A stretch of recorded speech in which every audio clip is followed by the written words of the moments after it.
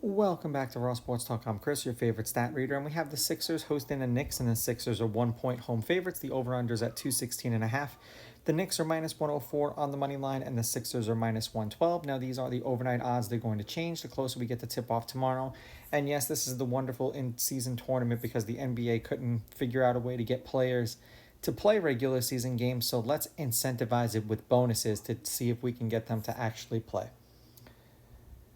The lineups are supposed to be Brunson, Bridges, Hart, Anunoby, Towns for the Knicks, Lowry, Aubrey, George, Martin, Embiid.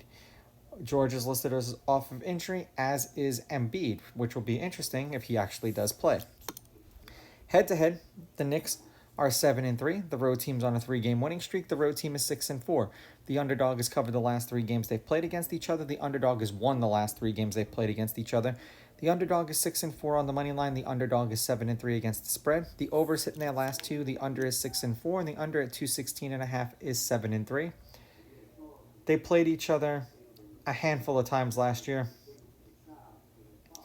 And yeah, the Knicks were 7-3 against the Sixers, but yet again, Embiid was in and out of the lineup a lot last year.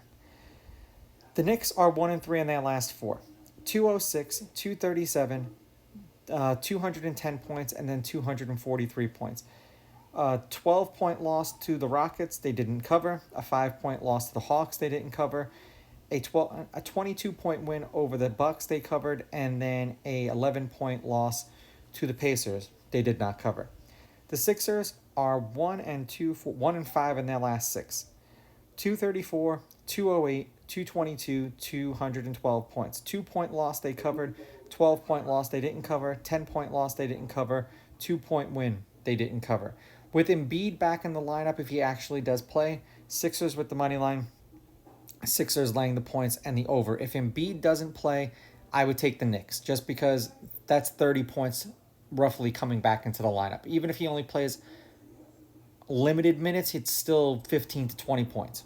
These are just my picks. If you disagree, please go with your gut, and please bet responsibly.